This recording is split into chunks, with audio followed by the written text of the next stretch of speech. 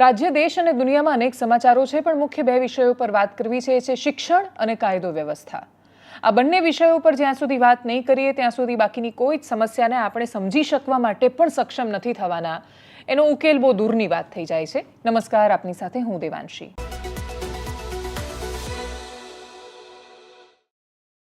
શરૂઆતમાં પોલીસના બે ચહેરા કહેવા છે તમને. મને હજુ બહુ સ્પષ્ટતા સાથે દાહોદની એ સ્ત્રીનો ચહેરો યાદ છે કે જેને રસ્તા પર ખૂબ ઢસડવામાં આવી, પરિવારે એને પ્રેમ કરવાની સજા આપી અને એ તાલિબાની સજામાંથી દાહોદની પોલીસે એને મુક્ત કરાવી. દાહોદની પોલીસે એસપીએ બાકીના બધા લોકોએ ભેગા થઈને ભંડોળ ભેગું કરીને એમને શાકભાજી અને ફળની લારી કરી આપી, દુકાનનું 1 મહિનાનું ભાડું આપી દીધું અને એમને આત્મનિર્ભર બનાવ્યા કે માત્ર આર્થિક કારણોસર તમારે કોઈનો આઘાત કે અત્યાચાર સહન કરવાની જરૂર નથી. પોલીસ આ પણ કરી શકે. પોલીસને એ કર્તવ્યમાં નથી આવતું. એમના હેઠળનું એ કામ નથી કે આવું કરીને બતાવે, અને તોય પોલીસ કરે છે, કેમ કે એ જાણે છે કે એ પણ તો માણસ છે અને માણસની એક સંવેદના હોય છે. હમણાં જ મેં એક પીઆઈ ગોહિલનો, બનાસકાંઠામાં કામ કરતા પીઆઈ એસ એ ગોહિલનો એક કિસ્સો જોયો કે રસ્તા પર જઈ રહ્યા હતા અને પછી કોઈને જરૂર હતી, કોઈ એમની પાસે આવીને મદદ માંગી કે એમનો છોકરો ગાયબ થઈ ગયો છે. આવ્યો બહારથી અને પછી અચાનક એ ગાયબ થઈ ગયો છે. એમણે બહુ જ મોડું થઈ ગયું હતું રાત્રે, અને તોય છોકરાનું લોકેશન શોધી અને પછી પરિવાર સાથે એમને મેળવ્યો. પરિવારને એવું લાગ્યું કે ઈશ્વર મળ્યા છે. કોઈ પણ વ્યક્તિ જ્યારે એને અડધી રાત્રે પણ મદદનો હાથ મળે છે ત્યારે એને એવું લાગે છે કે ઈશ્વર એને મદદ કરી રહ્યો છે. એ માણસની અંદર ભગવાન શોધે છે. ઘણા બધા લોકો એવા હોય છે કે જે પોલીસ સ્ટેશનનું પગથિયું ચડે ત્યારે ખૂબ ડર સાથે ચડતા હોય છે, પણ જો ભૂલથી પણ એમની સાથે સારો વ્યવહાર થાય અથવા પોલીસ ખૂબ પોઝિટિવ એપ્રોચ સાથે એમનું કામ કરી આપે, એમની વસ્તુ પાછી મળી જાય, ત્યારે પોલીસની અંદર ઈશ્વર શોધી લે છે. માણસ એટલો ભોળો છે અથવા માણસ એટલો બધો અંદરથી હલી ગયેલો હોય છે એ વખતે કે એને એવું લાગે છે કે પોલીસ એને મદદ કરશે તો બધું જ એની સાથે સારું થઈ જશે. પોલીસની ખૂબ ટીકા અને આલોચના થઈ રહી છે. એ ટીકા અને આલોચનાની પોલીસ ઘણા ખરા અંશે હકદાર પણ છે, કેમ કે એમણે એ વર્તન કર્યું છે. પણ એ વર્તનમાં એ બધા જ કામો જે પોલીસ સતત સારા કરી રહી છે એ છબીમાંથી બહાર આવવાનો પ્રયત્ન કરી રહી છે. પોલીસ પણ માણસ છે એ દર્શાવવાનો પ્રયત્ન કરી રહી છે. બધું જ બાજુ પર મુકાઈ રહ્યું છે. એ શું કામ મુકાઈ રહ્યું છે એ તમને કહેવું છે. ગઈકાલે એક ભાઈ અમારી ઓફિસ આવ્યા. કલોલથી મૂળ રીતે તેના રહેવાસી, બેંકમાં નોકરી કરે, પ્રાઇવેટ એમની જોબ, અને એની સાથે સેવાનું કામ કરે. એટલે કયા પ્રકારની સેવાનું? તો કે કોઈને લોહીની જરૂર પડે છે તો તાત્કાલિક જઈને લોહી આપી શકે, મેડિકલ કોઈ સુવિધાની જરૂર પડે તો મદદ કરી શકે, એવું એક સંગઠન ચલાવે. એમાં એક ભાઈનો એમને ફોન આવ્યો. એમણે એ ભાઈને ઓલરેડી પહેલાં એકવાર મદદ કરેલી હતી. એ ભાઈએ કહ્યું ફરીથી મદદની જરૂર છે, ચાંદખેડા પાસે આપણે મળીએ. એ એમને મળે છે. મળ્યા પછી પેલા ભાઈ કહે છે કે મને ખૂબ ભૂખ લાગી છે, તમે મને નાસ્તો કરાવશો? તો એ નાસ્તો કરવા જાય છે. એ ભાઈ એ વખતે પેમેન્ટ કરે છે. પેમેન્ટ કરે ત્યારે પેલો ભાઈ યુપીઆઈ પિન જોઈ લે છે. પછી કહે છે કે મારામાં બેલેન્સ નથી, ઇમરજન્સીમાં એક ફોન કરવા દો. ફોન કરવા માટે માણસ બહાર જાય છે અને પછી પૈસા ટ્રાન્સફર કરી દે છે. આ ઘટનાને 7-8 મહિના થયા. રકમ 10,000 રૂપિયા છે. એ 10,000 રૂપિયા કેટલી મોટી રકમ એ બહુ જ વ્યક્તિગત પ્રશ્ન છે. કોઈ રસ્તા પર ઊભેલા માણસને પૂછો, ફૂટપાથ પર રહેતા માણસને, 10,000 રૂપિયામાં એની જિંદગી બદલાઈ ગઈ એવું લાગશે એને. અને લાખોમાં આળોટતા માણસને એવું લાગશે કે 10,000 માટે શું હેરાન કરે છે. રાજ્યની પોલીસ કદાચ લાખોમાં આળોટવા માંડી હશે, એટલા માટે એમને આ કેસની મહત્તા ન સમજાઈ અથવા એ માણસની સાથે થયેલો અન્યાય ન સમજાયો. એ માણસનો કેસ કેટલો સાચો, ખોટો, અન્યાય, ન્યાય એ પણ બાજુ પર મૂકી દઈએ. એક સમય માટે કેટલો મોટો કે નાનો એ પણ બાજુ પર મૂકી દઈએ. એ વ્યક્તિ 5 દિવસ પહેલા જ્યારે ચાંદખેડા પોલીસ સ્ટેશનમાં લગભગ 7-8 મહિના પછી ફરી એકવાર ધક્કો ખાવા ગયા ત્યારે પોલીસે ખૂબ ગાળો આપી એમને. તેના પીઆઈ સોલંકી એમને એટલી બધી ગાળો આપી કે માણસ ખૂબ પીડાતા, દબાયેલા સ્વરે અહીંયા આવ્યા અને કહ્યું કે મારી સાથે પોલીસે આવું વર્તન કર્યું. મને એ નથી ખબર પડતી કે મેં ગુનો શું કર્યો છે. મારો શું ગુનો? એ ગાળ ખાધેલો નાગરિક આવીને પૂછે, જેનું સ્વમાને ગુમાવીને આવ્યો છે, જેને ખૂબ રડવું આવી રહ્યું છે પણ એ રડતો નથી કેમ કે એવું માને છે કે હું તો મરદ મૂછાળો, હું તો રડીએ ન શકું. એ માણસની આંખોમાં જ્યારે પીડા જોઈએ ત્યારે પ્રશ્ન થાય કે પોલીસ આવું શું કામ કરતી હશે. બીજો પણ એક કિસ્સો મારે તમને કહેવો છે, પણ એ વ્યક્તિ જ્યારે અહીંયા આવ્યા ત્યારે અમે એમની સાથે વાતચીત કરી અને વાતચીતનો અંશ મારે તમને સંભળાવવો છે અને એક પ્રશ્ન કરવો છે કે જ્યાં સુધી સામાન્ય માણસો આવી તસવીરો જોતા રહેશે ત્યાં સુધી કેવી રીતે ભરોસો કરશે સિસ્ટમ પર? ચાંદખેડા વિસ્તારના 4D મોલ આગળ એક ભાઈ દ્વારા મારા મોબાઈલનો ઉપયોગ કરીને મારા બેંક ખાતામાંથી 10,000 એના બેંક ખાતામાં ટ્રાન્સફર કરવામાં આવ્યા હતા. એ બાબતની મને 10 મિનિટ પછી જાણ થતાં મેં 1930 પર કોલ કરી. ત્યાં પછી હું ચાંદખેડા વિસ્તારના પીઆઈ સાહેબને મળવા માટે હું ત્યાં ગયો. ત્યાં 2.5 કલાક સાહેબને આજીજી કરવા છતાંય સાહેબે મારી કોઈ વાત માની નહીં. પછી મેડમ રાતે હું 9:30 વાગ્યાની આજુબાજુ રાતે પોલીસ કંટ્રોલ રૂમમાં જઈને ત્યાં ફરિયાદ આપી. બીજા દિવસે માનનીય પોલીસ કમિશનર સાહેબને પણ ફરિયાદ આપી. મેડમ આ જે મારો જે બનાવ બન્યો એ બાબતના 10 મહિના મેડમ થયા છે અને મેં હાઈ લેવલ પણ ફરિયાદ મેં આપેલી છે. રાજ્યના ગૃહમંત્રી સાહેબને પણ ફરિયાદ આપેલી છે. અત્યાર સુધી મેડમ કોઈ જાતની કડક કાર્યવાહી કરવામાં આવી નથી. મેડમ હું 2 દિવસ પહેલાં એટલે આપણા ચાંદખેડા પોલીસ સ્ટેશનના પીઆઈ એસએન સોલંકી સાહેબને મળવા માટે હું ગયો હતો. મેડમ બપોરે 4થી લઈને 6 વાગ્યા સુધી મેં ત્યાં હતો. તો મેડમ એ ટાઈમે મેં સાહેબને મળવાનો પ્રયત્ન કર્યો કે સાહેબ 10 મહિના વાતને થયે છે, તો આ કેસમાં પ્રોસેસ ક્યાં પહોંચી છે, મને ન્યાય મળશે કે નહીં મળે એ બાબતે હું વાત કરવા માટે નીકળ્યો હતો. તો જેવો સાહેબને મળવા માટે એમની કેબિનમાં ગયો તો એ સાહેબે જે શબ્દો ના બોલવાનો હોય એ શબ્દો બોલ્યા અને બધા સ્ટાફની વચ્ચે મારું અપમાન કરવામાં આવ્યું અને એવી ધમકી આપી કે તમે હવેથી અહીંયા પોલીસ સ્ટેશન આવતા નહીં. એવી મને ધમકી આપવામાં આવી કે આજ પછી પોલીસ સ્ટેશન તમે એકાતા નહીં, તમે એવી ધમકી આપવામાં આવી. અને એમનું આ કરવાનું કારણ? મેડમ મને એવું લાગે છે કે મારા જોડે જે ફ્રોડ થયેલું છે એ ફ્રોડની જે રકમ છે બહુ નાની રકમ છે અને એ લગભગ મને યાદ છે ઘણીવાર સાહેબે પણ મને કીધું કે આ રકમ બહુ નાની રકમ છે, એટલે આ કેસમાં મને કોઈ ઇન્ટરેસ્ટ એટલો બધો છે નહીં. અને બીજી વસ્તુ કે મેં મારા જોડે જે અન્યાય થયો છે એ ન્યાય મેળવવા માટે મેં જે હાઈ લેવલે રજૂઆત કરી છે, જેમ માનનીય મુખ્યમંત્રી સાહેબ હર્ષ સંઘવી સાહેબ એમને જે મેં રજૂઆત કરી એ બાબતને ધ્યાનમાં લઈને એ સાહેબે આવું વર્તન કર્યું હોય એવું મને લાગે છે. મેડમ એ સિસ્ટમ કે જેણે આવા લોકોની મદદ કરવાની છે શું કરી રહી છે? ભાવનગરના પાણવી વલભીપુર પાસે એક પાણવી ગામ આવેલું છે. પાણવી ગામથી સાવ ઉઘાડા પગની જેમ એકદમ તમને જોઈને પણ એવું થાય કે આ માણસ કઈ અવસ્થામાં જીવતો હશે એવા વ્યક્તિ અહીંયા આવે છે જમાવટની ઓફિસ. આ ઘટના આજની છે. એ આવ્યા પછી એવું કહે છે કે બહુ દૂરથી આવ્યો છું બેન, તમારી પાસે રજૂઆત કરવી છે. મેં કહું હું શું રજૂઆત, શું કરશો? એવા અનેક માણસો આવે છે ને જેમને અમે કોઈને કોઈ એડ્રેસ આપીને મોકલીએ છીએ કે તમારે અહીંયા જવું જોઈએ કે તમારે અહીંયા જવું જોઈએ. કોઈ પણ વ્યક્તિ અમારી પાસે આવે ત્યારે અમે એમને પૂછીએ છીએ કે તમે શું પોલીસ સ્ટેશનમાં ફરિયાદ કરી, તમે અધિકારીને ફરિયાદ કરી, તમે નેતાને ફરિયાદ કરી? તમે બધે ફરિયાદ કરી લો ને કોઈ ન સાંભળે ને છેલ્લે આવો તો સમજ્યા કે અમે લોકો સુધી એ વાત પહોંચાડીએ. બાકી પહેલું દાયિત્વ, પહેલી ફરજ એ બને છે કે તમે ફરિયાદ ત્યાં કરો જ્યાં તમારે કરવાની છે. એમની પણ એ જ કરુણ કથા અને કહાની હતી. સમાજનો આંતરિક બાબત કંઈક ઝઘડો થયો, ઝઘડામાં એક બીજા માણસ છે એ સમાધાન કરાવવા માટે ગામના મોટા ભાગ ગણાતા માણસોને લઈ આવ્યા અને કહ્યું કે સમાધાન કરાવી દો. આમને ફોન કરીને કહ્યું, ટ્રક ડ્રાઈવર એ માણસ હતા, લીમડી પાસે હતા, ફોન કરીને કહ્યું સમાધાન કરે. એણે કહ્યું કે નહીં કરું, મારા ગામમાં એમના ઘરની દીકરીનો વહુનો સવાલ હતો. એમણે કહ્યું કે અમારી વહુ પર નજર નાખી છે, અમે સમાધાન નહીં કરીએ. તો પછી શું કર્યું? તો કે મોટા ભાવવાળા બંદૂકો લઈને ઘરમાં ઘૂસી આવ્યા અને ઘરમાં ઘૂસીને પછી ખૂબ માર્યું બધાને. ચાકુ પણ વાગ્યું ને બાકી પણ બહુ મારપીટ થઈ. મારપીટ પછી શું કરે માણસ? તો કે 108 બોલાવીને ફોન કર્યો. ત્યાં ગયા, ત્યાં ફરિયાદ ન લીધી. પોલીસ સ્ટેશન ગયા, ત્યાં ફરિયાદ ન લીધી. તો ડીએસપી પાસે ગયા. અધિકારીએ ફોન કર્યો કે ભાઈ ફરિયાદ લો, તમારે લેવી પડે. તો પાછા આવ્યા અને પોલીસે ફરિયાદ લીધી ને આજનો દાડો કશું જ થયું નહીં. બહુ જ દબાણ કર્યું. એવા 2 માણસોને પકડ્યા જે કામમાં મુખ્ય આરોપીઓ નહોતા. જે મુખ્ય આરોપીઓ છે એમનું કહેવું છે કે એ તો ગામમાં જ રહે છે. ખોડાભાઈ જે આવ્યા હતા એમનું નામ, એટલે એમનું કેવું છે કે તો પાણવી ગામમાં જ રહે છે, એમના સીમમાં જાય છે, ખેતરમાં જાય છે, પણ પકડતા નથી. તો કે શું કામ? તો કે પીઆઈ એમની જાતના લાગે છે ને એટલે કદાચ. પોલીસની પણ કોઈ જાતિ હોય? પોલીસ પણ નાત જાત જોઈને વ્યવહાર કરશે? સામાન્ય માણસ તો હજી એ જાતિવાદના કીડામાં સડબડી રહ્યો છે, એ પીડાઈ રહ્યો છે એનાથી. તમે એ બન્યા પછી તમે તમારી જાતિનું ગૌરવ હોઈ શકો. તમે કેવી રીતે અભિમાન પોતાની ખાખીની ઉપર રાખી શકો? અને જ્યાં સુધી આ રાખો છો ત્યાં સુધી આ સમસ્યાઓનો કોઈ જ ઉકેલ નથી આવવાનો. એમણે પણ શું કહ્યું એ આવ્યા તો એમને પણ સાંભળ્યા છે. એ પણ તમે સાંભળો અને પછી વિચારો કે માણસો કેમ ભરોસો નથી કરતા અને શું કામ કાયદો અને વ્યવસ્થાની સ્થિતિ સુધરતી નથી.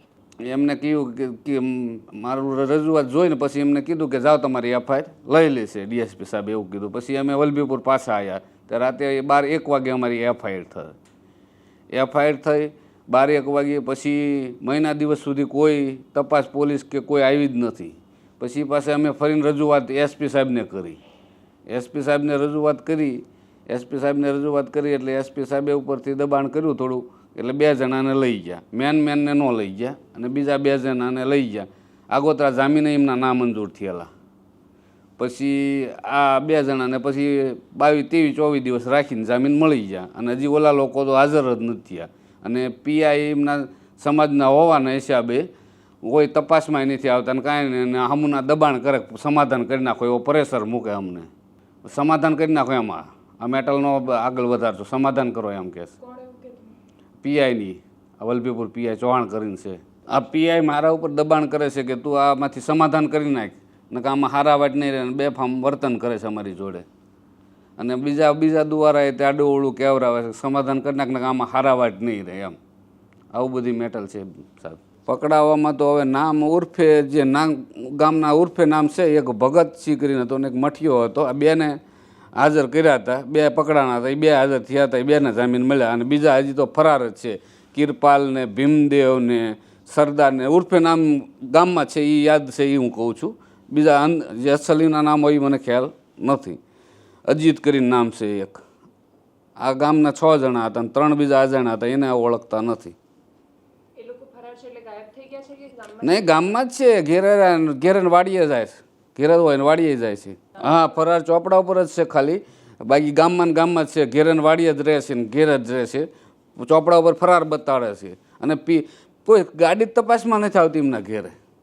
એમના સમાજના હોવાના એમના કોઈ સગાવાલા હોય તો ભગવાન જાણે, હું તો ઓળખતો નથી, ખ્યાલ નથી મને એવો બધો. પણ એમ કે કોઈ તપાસમાં ગાડી જ નથી આવતી. આ પ્રશ્નો માત્ર કોઈ ભાવનગરના પાણવીના પોલીસ સ્ટેશનના કે પછી અમદાવાદના ચાંદખેડા પોલીસ સ્ટેશન કે કોઈ 1-2 પોલીસ ઇન્સ્પેક્ટરના નથી. આ કોઈ 1-2 અધિકારીઓનો પ્રશ્ન નથી. જ્યાં સુધી એ માનસ નહીં બદલાય ત્યાં સુધી એવા અસંખ્ય અધિકારીઓ કે જે ખૂબ મહેનત કરી રહ્યા છે, ખૂબ પ્રામાણિકતા સાથે એ વાતને સાબિત કરી રહ્યા છે કે અમે ખાખી તમારા ગુમાનને, સ્વાભિમાનને ટકાવી રાખવા માટે, કાયદો વ્યવસ્થા માટે પહેરી છે, એ બધાનું અપમાન કરી રહ્યા છે એ લોકો. અને જો પોલીસની ન થાય તો પછી કોઈની ન થઈ શકે. એટલે પોલીસે જો પોતાના ડિપાર્ટમેન્ટનું પણ વિચારવું હશે તો આ બધા કૃત્યોમાંથી ઊંચું આવવું રહ્યું. બાકી સામાન્ય માણસની નજરમાં કોઈ પણ દિવસ એટલે એ જે ભાઈ કલોલથી આવ્યા હતા એમને કહ્યું કે તમને ખબર છે કે તમે જ્યારે એક પીઆઈનું નામ આ રીતે લેશો તો એમને સમસ્યા આવશે આગળ. તો એમણે કહ્યું કે વાત સાચી છે, પણ કોઈ જ કારણ વગર મને ગાળો શું કામ આપે કોઈ? અને સાબિતી માટે મેં કહું કેવી રીતે સાબિત કરશો? તો કે એ સાબિતી તો એમણે આપવાની છે, સીસીટીવી એમને ત્યાં લાગેલા છે, તમે ખોલીને જુઓ અને પછી કહો મને કે આવું વર્તન શું કામ કરવામાં આવ્યું. અણછાજતું વર્તન, માણસનું, કોઈ પણ માણસનું સમાન ગવાય એવું વર્તન, કેવી ભાષા પોલીસે શું કામ વાપરવી પડે, એ વાતનો જવાબ પીઆઈ આપે એવી અપેક્ષા સાથે આગળ વાત કરીએ રાજ્યની શિક્ષણ વ્યવસ્થાની. સારા સમાચાર અને જે રૂટીન ખરાબ સમાચાર છે એ બંને છે, પણ શરૂઆત આપણે સારાથી કરીએ. કચ્છમાં આખરે નિર્ણય લેવામાં આવ્યો છે કે પ્રાથમિક શિક્ષણમાં જે બાળકોને સતત સમસ્યા આવી રહી હતી, શિક્ષકો કચ્છમાં નોકરી લઈ લે અને પછી ગમે ત્યારે ટ્રાન્સફર લઈને જતા રહે, ત્યારે કચ્છમાં બાળકો વચ્ચે અટવાઈ જતા હતા. કચ્છનું શિક્ષણ એ બહુ લાંબા સમયથી ઉઠી રહેલો પ્રશ્ન હતો. એ સમસ્યા પર વારંવાર વાત કરવામાં આવી, અનેક લોકોએ વાત કરી, જમાવટે પણ એ વિષય પર વાત કરી. નિર્ણય આવ્યો છે, મૌખિક રીતે એ વાત કહેવામાં આવી છે અને એના પછી તો ધારાસભ્ય અને બાકીના બધા લોકોએ પ્રતિક્રિયા પણ આપી છે. લાગુ થશે ત્યારે એના વિશે આમ તો વિસ્તારથી સમાચાર બનાવવા જોઈએ, કેમ કે સરકારી નિર્ણયો બહુ બધા લેવાયા, છેક સુધી પૂરા થયેલા જોયા નથી. એટલે હું ખૂબ શંકાની જેમ મોટાભાગે નિર્ણયોને જોતી હોઉં છું કે કાગળ પર આવે, એની તારીખ નક્કી થાય, ભરતી થાય અને શિક્ષકો બાળકોને ભણાવતા થાય ત્યારે સાચું. પણ તોય આપણે સારપ શોધીએ તો સ્થાનિકોની ભરતી કરવામાં આવશે કચ્છમાં, અને 1 થી 5 ધોરણમાં 2500 શિક્ષક, 6 થી 8 ધોરણમાં 1600, કુલ 4100 શિક્ષક છે કે જેમની ભરતી કરાશે કચ્છ માટે. અને એ શરત સાથે કે ફરજિયાત એમણે કાયમી હંમેશા કચ્છમાં નોકરી કરવા માટે એ લોકો બાધ્ય રહેશે. સરકારી પરીક્ષા આપીને સરકારી નોકરી માટે કતારમાં લાગતા માણસો એમના હિસ્સામાં જ્યારે કચ્છના બાળકોની જવાબદારી આવે છે ત્યારે નથી ઉપાડી શકતા. એ જ લોકો અથવા એના સિવાયના ઘણા બધા લોકો એવા છે કે જે લોકો કહે છે કે પરિવાર હોય કે બાકીની બધી સમસ્યાઓ હોય, યુએસ કે કેનેડા જાય છે ત્યારે પોતાના મા કે બાપની અંત્યેષ્ટિમાં પણ હાજર નથી રહેતા. તો જવાબદારીઓ, કર્તવ્ય ઘણીવાર ઉપર રાખવું પડતું હોય છે પરિસ્થિતિને આધીન રહીને. એ જ્યારે ચૂકાય છે ત્યારે એ પ્રશ્ન થાય છે. શિક્ષકોને ઘણીવાર એવું લાગે છે કે એમનો દ્રષ્ટિકોણ નથી જોવાતો, પણ વિશાળ હિત શેમાં છે? શિક્ષકોનું અંગત હિત જોવામાં કે પછી બાળકોનું ભવિષ્ય જોવામાં? જવાબ બહુ સ્પષ્ટ છે, બાળકોનું હિત જોવામાં. બાળકોને મોટાભાગે કચ્છી ભાષામાં બોલતા બાળકોને શરૂઆતમાં ખૂબ તકલીફ પણ આવે છે, સંઘર્ષનો સામનો પણ કરવો પડે છે. અલગ પ્રદેશમાંથી આવેલા લોકોની એ સમસ્યા છે. જે બહુ જ દૂરથી આવે છે, જેને કચ્છ સાથે કોઈ જ એમને ખબર જ નથી કચ્છ શું છે, એ પ્રદેશની મીઠાશ કે એ પ્રદેશ કેટલો નોખો છે એ સમજી જ નથી શકતા, એ માણસો તો પહેલા દિવસથી કચ્છને જજ કરવા માંડે છે. અને પછી એમને જજ કરવા માંડે માણસો, પછી એ રહી ન શકે સરસ રીતે. એટલે કચ્છ એમને ગમતું નથી ને કચ્છની સાથે એ સેટ નથી થતા. અને આ સંઘર્ષો કે વિગ્રહો સર્જાય એના કરતાં જો સરકાર સ્થાનિક ભરતી કરે, કચ્છના લોકોને રોજગારી મળી જાય, પોતાને ત્યાં જ નોકરી મળી જાય અને બાળકોને સારું શિક્ષણ મળે. છે વ્યવસ્થા બહુ જ સરળ. સરકારે ખૂબ લાંબો સમય લગાડ્યો છે. હજી એ કાગળ આવે અને બાકીની બધી માહિતી આવે અને નવું સત્ર શરૂ થવાનું છે આવનારા દિવસોમાં. એટલે જૂન 2025થી નવા સત્રની શરૂઆત થશે. એટલે સરકાર પાસે જો એ ખરેખર ભરતી કરવા માંગે છે, પ્રક્રિયા પૂરી કરવા માંગે છે, તો પૂરતો સમય પણ છે. એમણે જાહેરાત બહુ સમયસર ને ખાસી વહેલી કરી છે. એટલે આ 70-80 દિવસના સમયગાળામાં જો સરકાર ભરતી પૂરી કરે છે તો પછી સરકારથી મોટું દયાળુ કોઈ સાબિત નહીં થાય કચ્છ માટે. અપેક્ષા રાખીએ કે સરકાર બોલેલું પાળીને બતાવે, એટલીસ્ટ આ કિસ્સામાં પાળીને બતાવે. સાંભળીએ પ્રતિક્રિયાને જે કચ્છના માંડવીના ધારાસભ્યએ આપી છે. કચ્છ જિલ્લા વતી ગુજરાત સરકારનો આદરણીય ભૂપેન્દ્રભાઈ પટેલ સાહેબનો ખૂબ ખૂબ આભાર વ્યક્ત કરું છું કે કચ્છ જિલ્લાના શિક્ષણના ઘટની, શિક્ષકોના ઘટની સમસ્યાને સમજીને એમણે આજે સકારાત્મક રીતે જે નિર્ણય લેવાયો છે એના માટે હું આવકારું છું અને ખૂબ ખૂબ અભિનંદન સાથે આભાર પણ વ્યક્ત કરું છું સમગ્ર કચ્છ વતી. કચ્છ જિલ્લો એક બોર્ડર ઉપરનો જિલ્લો છે, 1/4 ઓફ ગુજરાત છે અને આટલા મોટા જિલ્લાની અંદર શિક્ષકો વર્ષોથી નોકરી કરતા હતા, પરંતુ એમને પણ એમના વતને જવાનું હોય, એમને એમના ઘર નજીક જવાનું હોય ત્યારે નિયમાનુસાર એમણે પોતાની બદલી માંગી હોય અને બદલી થઈને જતા હોય ત્યારે કચ્છની અંદર શિક્ષકોની ઘટ પડતી હતી. ત્યારે આ ઘટને નિવારવા માટે સૌ ધારાસભ્ય મિત્રો, સૌ સાથી મિત્રો અને સંગઠનના મિત્રો દ્વારા અમે સરકારની અંદર રજૂઆત પણ કરેલી અને જે રજૂઆતનો સકારાત્મક પડઘો પ્રતિભાવ સરકારે આપ્યો. માનનીય મુખ્યમંત્રી શ્રી ભૂપેન્દ્રભાઈ પટેલ સાહેબ અને શિક્ષણ મંત્રી કુબેરભાઈ ડિંડોર અને પ્રફુલભાઈ પાનસેરિયા સાહેબ, આ બધા જ મિત્રોએ સરકારની અંદરથી એક સકારાત્મક જે નિર્ણય લીધો છે એ પૈકી રૂટીન ભરતી તો થશે, પણ એ ઉપરાંત ધોરણ 1થી 5 માટે 2500 શિક્ષકોની ભરતી અને 6 થી 8 માટે 1600 શિક્ષકોની ભરતી, વધારાના 4100 શિક્ષકોની ભરતી કચ્છ જિલ્લા માટે થશે. અને આગળ હવે વાત એ રૂટીન સમાચારની, જે સરકાર માટે રૂટીન બની ગયા હોવા છતાં સરકાર પાસે એ વાતનો જવાબ નથી કે એક બાજુ તમે દાવા કરો છો શિક્ષણ બચાવવાના, એક તરફ તમે દાવા કરો છો દીકરીઓને સેલ્ફ ડિફેન્સ શીખવવાના, એક બાજુ તમે દાવા કરો છો કે અમે છોકરીઓને આમ સાંસ્કૃતિક રીતે બહુ જ જબરદસ્ત તાકતવર બનાવીશું, એક બાજુ તમે દાવા કરો છો કે અમે ખેલ મહાકુંભ ચલાવીએ છીએ અને છોકરાઓને બહુ અદ્ભુત રીતે આગળ પહોંચાડવા માંગીએ છીએ. તો છેલ્લા 15 વર્ષથી ગુજરાતમાં વ્યાયામ શિક્ષકની ભરતી કેમ નથી કરી? પ્રાઇવેટ સ્કૂલ મેદાનો ખાઈ ગઈ, સરકારી શાળાઓમાં તમે શિક્ષક ખાઈ ગયા.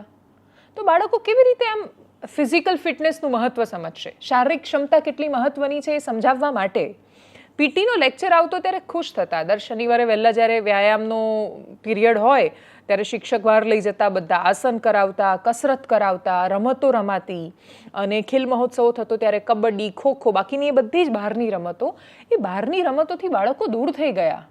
બાળકો તો મોઢા એમના મોબાઈલમાં ઘૂસેલા હોય છે આખો દિવસ. બહારની એક દુનિયા છે અને એ ગેમ રમવામાં મજા છે એ બાળકો સાવ ભૂલી ગયા છે.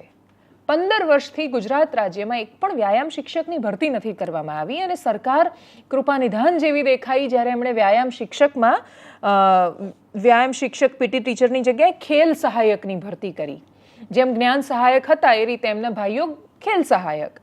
પણ ખેલ સહાયકનો પણ કરાર પૂરો થાય 11 મહિના પહેલાં એમને કોઈ જ કારણ વગર છૂટા કરી દીધા. એમાંય પ્રાથમિક શાળાના ખેલ સહાયકોને છૂટા કરવા માટે તો પરિપત્ર નહીં આપ્યો, મેસેજ આવ્યો કે કાલથી ન આવતા. આ રીતે એમને છૂટા કરી દીધા. અને હવે નવેસરથી નવી ભરતી કરવાની જ્યારે વાત કરે છે કે નવી ગોળી નવો દાવ, આપણે બીજાને ચાન્સ આપીશું, એમાં પણ તો તમે એ જ નિયમને ફોલો નથી કરી રહ્યા કે માંડ બાળકો થોડા મહિનાથી એક શિક્ષકની સાથે અનુકૂળ થયા હોય, એમની વ્યવસ્થાઓ સચવાઈ હોય, એમનું બંને વચ્ચે એક વાતાવરણ બન્યું હોય, એક રેપો બન્યો હોય, અને તમે નવી ભરતી કરવાની વાત કરો છો. ને એમાંય નવી ભરતીમાં જે લોકોને પહેલેથી તમે જ ગયા વર્ષે નિમણૂક આપી છે, તમે જ્યારે નિમણૂક આપી છે ત્યારે તમે એમનું ડોક્યુમેન્ટ વેરિફિકેશન કર્યું છે, બધી પ્રક્રિયા કરી છે, ફરીથી શું કામ કરાવવી છે? આ બધા જ ખેલ સહાયકો પોતાના મુદ્દાને લઈને ગાંધીનગરમાં લડી રહ્યા છે. અને ગાંધીનગરમાં લડે ત્યારે થાય શું? તો ગાંધીનગરમાં તમે આંદોલન કરો એટલે પોલીસ આવે ને પોલીસ આવે એટલે ઢસડીને લઈ જાય. સંઘર્ષ થયો પોલીસની સાથે એમનો. પોલીસનો આમાં દેખીતી રીતે કોઈ ગુવાંક હોતો જ નથી. એમને બિચારાને ઉપરથી કહેવામાં આવે કે એમને હટાવો. એમનું પણ પોતાનું કર્તવ્ય છે એટલે પોલીસનો એમની સાથે સંઘર્ષ થાય. પણ એ સંઘર્ષ બહુ જ હદથી વધારે થાય ત્યારે શું સ્થિતિ પેદા થાય એ ખેલ સહાયકમાં જોવા મળી. ખેલ સહાયકમાં બહુ બધા લોકો લડી રહ્યા છે. એમાંથી એક અંબાબેન છે. અંબાબેન પણ ગઢડા પાસેથી આવે છે અને ગઢડા પાસેથી આવતા અંબાબેન જે તેવર સાથે લડે છે તેમને મેં પૂછ્યું જ્યારે અમારી ઓફિસ આવ્યા ત્યારે એમણે કહ્યું કે મારું તો નામ જ અંબા છે, હું તો શક્તિ છું, મારે તો લડવું જ પડે. એમણે કહ્યું કે તમે છોકરીઓને વાત કરો છો ઝાંસીની રાણી બનાવવાની ને મોબાઈલમાંથી ઊંચી નથી આવતી, શિક્ષક નથી આપતા, યોગાસન નથી કરાવતા. એમણે નેતાઓ પર કટાક્ષ કરતા એ પ્રશ્ન પૂછ્યો. એમણે કહ્યું હું સાડીમાં તમને બધા યોગાસન હમણાં કરીને બતાવું, હું ગૃહમંત્રીને કહીશ ને શિક્ષણ મંત્રીને કહીશ કે રેસ લગાવે મારી સાથે ને હું જીતીને બતાવીશ. નેતાઓ મોટા પેટ સાથે ફરે છે અને એમના છોકરાઓને પ્રાઇવેટમાં ભણાવે છે, એમના છોકરાઓને સેલ્ફ ડિફેન્સની તાલીમમાં મોકલે છે. અને બીજી બાજુ છોકરીઓ જેની તમે રક્ષાની વાત કરો છો કે છોકરાઓ, એમને તો ભણાવવા વ્યાયામ શિક્ષક પણ નથી. એ ખૂબ આકરા તેવર સાથે પ્રશ્ન કરી રહ્યા હતા અને એમના દરેક પ્રશ્નમાં એ અવાજ હતો જે ગુંજી રહ્યો હતો અને એનો જવાબ ગાંધીનગર પાસે હશે કે કેમ? આપણી પાસે એ જવાબ નથી હોતો ને કે એ 10-12 વર્ષની કે 15 વર્ષની છોકરીને જ્યારે 2-4 માણસો આંતરી લે છે ત્યારે એ કેમ લડાયક નથી હોતી કે કેમ જવાબ આ રીતે નથી આપી શકતી? લડી શકતી હતી ને પહેલાં સ્ત્રીઓ. એ પોતાની જાતે પોતાની રક્ષા કરવા સક્ષમ નથી. 15 દિવસની સેલ્ફ ડિફેન્સની માત્ર તાલીમ લઈ લેવાથી એ છોકરીઓ સેલ્ફ ડિફેન્સ નહીં શીખી શકે. એને શારીરિક રીતે એના કસાયેલા શરીર સાથે જો મજબૂત બનાવવી હશે તો એને તમારે વ્યાયામથી ટેવડાવવી પડશે. એ છોકરાઓનું શરીર કસાયેલું રહે, મહેનત કરી શકે. નાના બાળકો હાર્ટ એટેકથી મરી રહ્યા છે, કાર્ડિયક અરેસ્ટથી.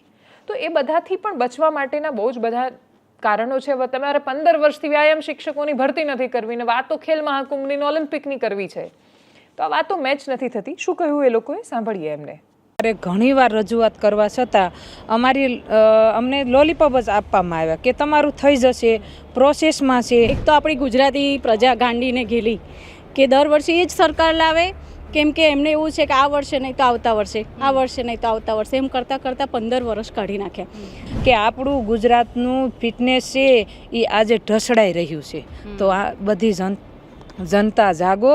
અત્યારે આખા 1 વર્ષથી ટેટ ટાટ જ્ઞાન સહાયક ખેલ સહાયક કેટલું રજડે છે. આખું 1 વર્ષ ક્રમિક ભરતીમાં 2024થી લઈને હજુ 27 આવી જશે એવું લાગે છે. શિક્ષકની નોકરી મેળવવામાં મેં આજે વાળ સફેદ થઈ ગયા છે. અમે હાલ અત્યારે 2 દિવસથી શાંતિપૂર્ણક ધરણામાં બેસીએ છીએ, છતાં પણ આજે બીજા દિવસે અમને આંદોલનનું સ્વરૂપ તમે કરો છો એવું અમને ખોટું ઇન્જામ લગાવી અને અમારા વ્યાયામવીરો બહેનોને ભાઈઓને ડિટેન કરેલા છે અમારી સાથે. અને અમારા બહેનો અને ભાઈઓને ખૂબ ઢસડ્યા. અમુક બહેનોને તો નખ પણ વાગી ગયા છે, ફોટામાં આવ્યા છે. અને બહુ ખરાબ રીતે ઢસડ્યા. કે અંધેરી નગરી ગંડુ રાજા, ટકે શેર ખાજા ને ટકે શેર ભાજા, ગોળ ને ખોળની કિંમત સરખી કરે છે. એવી સેમ પ્રોબ્લેમ થયેલો છે. અને આ આંદોલનો જે થાય છે જ્યારે પોલીસ ઘસેડે છે તો એક રમતવીરો સાથે તો એ લોકોએ વિચારવું જ જોઈએ કે જે પોલીસ થયા છે એ લોકો રમતવીરો જ છે. એમની સ્પોર્ટ્સની ડિગ્રી કે સ્પોર્ટ્સના કારણે જે લોકો પોલીસ છે. અને જો એ બાળક મોટું થઈને તો કોઈ એના સ્નાયુ મજબૂત હશે જ નહીં, તો એના શું કહેવાય, એની બોડી ઉપર ઇન્જરી થવાની જ છે. કે 21 જૂનના દિવસે યોગ કરવાથી આખા વર્ષનું ચાર્જિંગ થઈ જાય કે 365 દિવસ યોગા જરૂર છે. ખુદ પોતે તો કરે જ છે, બરાબર, અને પાછા બીજાને 21 જૂનમાં જ થવું જોઈએ. વડનગરના વડલા એમને એક આ મીડિયા તરફથી આજે હું એવું કહેવા માગું છું કે તમારા જે ગુજરાત છે ને આજે ઘંટી ચાટે છે, ઘરના છોકરા આજે ઘંટી ચાટે છે. બસ એક જ વાત, જઈએ થઈ જશે, કાગળ મૂકી દીધું. અમે એક વિશ્વાસ રહ્યા કે ચલો ભાઈ આપણે આવેદનપત્ર આપ્યું, કંઈ કરશે એમ કરીને આજે 15 થી 17 વર્ષ કાઢ્યા. પછી પીટીસી એકલો જ થઈ ગયો. સીપીએડ અને એટીડી તો નીકળી જ ગયું. 1 થી 8ની અંદર સીપીએડ બીપીએડ માન્ય છે જ. બુકો પણ છે આપણી જોડે. આ બુક એમને એમ તો નહીં આપી હોય, વિષય છે તો એના શિક્ષક ક્યાં છે? રાત્રિના 8 વાગ્યા સુધી સતત પ્રવૃત્તિ કરી 2 વર્ષ સુધી અમે ડિગ્રી મેળવેલી છે. છતાં આ સરકારે આ ડિગ્રી અમારી અત્યારે ફોક ગણાવેલી છે. ગરીબનો છોકરો સ્કૂલમાં 1 ટંકનું જમવા માટે જ આવે છે અને એના માટે જો એક પીટી ટીચર ત્યાં હશે ને તો જો એ ભણવામાં નહીં હોય તો એનું કેરિયર એક રમત તરીકે બી આગળ કરશે. લગભગ બેન 1.5 દાયકા પછી સરકારે આ ખેલ સહાયક નામનું ગતકડું લાવ્યા. ખરેખર તો આ જે બધું અમારી સાથે આજે અમે પ્રૂફ સાથે આવેલા છીએ, ખરેખર આ વસ્તુ કરાર હોવી જ ના જોઈએ. આ વસ્તુ છે એ કાયમી જ હોવી. એક પણ રજા નહીં, એટલે એક પેલું શું કહેવાય, આજે મજૂરને પણ મહિને દિવસનો 1,000 રૂપિયા લેખે 30,000 મળે છે. અમે આટલી 5 વર્ષની કોલેજ કર્યા પછી બી એને લાયક નથી રહેવા દીધા અમને લોકોને. આંદોલનો કરીએ તો પોલીસો દસડે છે. અત્યારે એક બાજુ ક્રિકેટોએ જાતે મંતરીઓ રમે છે, પોતાના જિલ્લાના બેનરો મારીને રમે છે. આ વસ્તુ યોગ્ય છે? આ વસ્તુ બિલકુલ યોગ્ય નથી. અને ઘણા બહેનો તો એવા છે કે જે દૂર દૂરથી ઘરે પોતાનો પરિવાર છોડીને આ વ્યાયામને ન્યાય અપાવવા માટે આવેલા છે. કેમ? મોદી સાહેબને ખબર છે કે ગુજરાતમાં વ્યાયામ શિક્ષક નથી અને હું યોગ દિવસ ઉજવું છું. કારણ કે 17 વર્ષથી ભરતી કરી નથી, તો ઉંમરમાં તો ખરેખર વયમર્યાદાનો વધારો હોવો જ જોઈએ. અને છેલ્લે વાત ગુજરાતના સૌથી ચર્ચાસ્પદ મુદ્દાની. એક એવો મુદ્દો કે જે એક અઠવાડિયા સુધી મીડિયામાં સ્પેસ બનાવી શકે છે, સતત ચર્ચાઈ છે, એ છે વિક્રમ ઠાકોર વિધાનસભા જશે કે કેમ? એમને વિધાનસભામાં બોલાવશે કે કેમ? શું વિધાનસભાના અધ્યક્ષે જાતિ જોઈને ભેદભાવ કર્યો? વિધાનસભાના અધ્યક્ષની સામે કોંગ્રેસના વિપક્ષના નેતા અમિત ચાવડાએ જ્યારે આ પ્રશ્ન કર્યો, એ પણ રાજ્યની વિધાનસભામાં, ત્યારે શંકરભાઈ ચૌધરીએ કહ્યું કે ભાઈ હવે અમે ફિલ્મ કલાકારોને બોલાવ્યા નહોતા તો હવે બોલાવી લઈશું. ખરેખર ફિલ્મ કલાકારોને નહોતા બોલાવ્યા એટલે એમને નહીં બોલાવ્યા હોય કે કેમ, એ કોઈ જ કારણ ખબર નથી. પણ જ્યારે પણ આ આમંત્રણ આપ્યું હશે ત્યારે ગયેલા કલાકારો અને બોલાવવાવાળા એમાંથી કોઈએ કલ્પના નહીં કરી હોય કે આ વિષય રાજનૈતિક રીતે આટલો મોટો વિષય બની શકે. આપણા દેશમાં કયો મુદ્દો ક્યારે ગમે તેટલો અથવા કેટલો મોટો બની શકે એની કલ્પના કે આગાહી કોઈ નથી કરી શકતું. દર વખતે સેફોલોજીસ્ટ બધા જ ખોટા એટલે પડે છે કેમ કે આપણને ખબર પણ નથી હોતી કે જનતા ક્યારે કયા મુદ્દાને કેટલી ગંભીરતાથી લે છે. વિક્રમ ઠાકોરને મેં પણ પૂછ્યું, ફોન કરીને એમને પૂછ્યું કે શું તમે જશો, હવે તમને બોલાવશે તો? અલ્પેશભાઈનો ફોન આવ્યો હતો તો એ તમને શું કહી રહ્યા હતા? વિક્રમભાઈ ઠાકોરનું શું કહેવું છે આ વિષય પર, ચૂંટણી લડવા પર શું કહી રહ્યા છે, સાંભળવો તમે એમને. વિક્રમભાઈ, શંકર ચૌધરીએ હમણાં જ વિધાનસભાના અધ્યક્ષે ગૃહમાં નિવેદન આપ્યું છે કે કલાકારોને બોલાવવાના બાકી છે, ફિલ્મ કલાકારોને, તો એ તમને બોલાવશે, તો તમે હવે જશો? એકચ્યુઅલી હજુ તો અમારા સમાજના જે અમુક આગેવાનો છે, નેતાઓ છે, એ કોંગ્રેસના, ભાજપના, અમારા સમાજના છે, બીજા સમાજના છે, એ લોકોને હું 1-2 દિવસમાં મળવાનો છું અને આગળ શું કરી શકું મારા કલાકારોને બી એ લોકોની પણ સલાહ લે. કેમ કે આ મારા માટે મેં આ મુદ્દો ઉઠાવ્યો જ નતો. મેં મુદ્દો ઉઠાવ્યો તો ઠાકોર ક્ષત્રિય સમાજના કલાકારોનું સન્માન અને સાથે બીજા જ્ઞાતિના કલાકારોનું પણ સન્માન જે રીતે નથી થઈ રહ્યું ને અમુક જ લોકોનું પેલું અમુક કલાકારોનું જામાં પેલું રહેશે પ્રભુત્વ, એ ના થવું જોઈએ.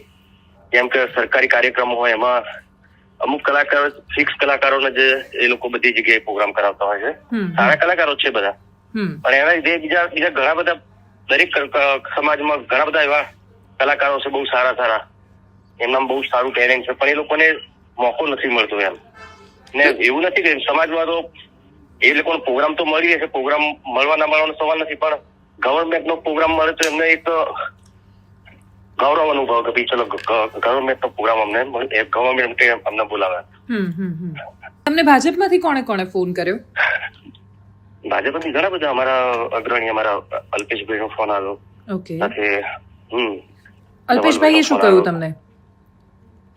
પછી આ ચર્ચા થઈ કે તમે આવો તમારા આપણા સાથે આપણા સમાજના કલાકારો અથવા તો બીજા સમાજના કલાકારોને આપણે એમને બી આપણે એટલું જ માન સન્માન આપીએ એવી ચર્ચા કરી એમણે.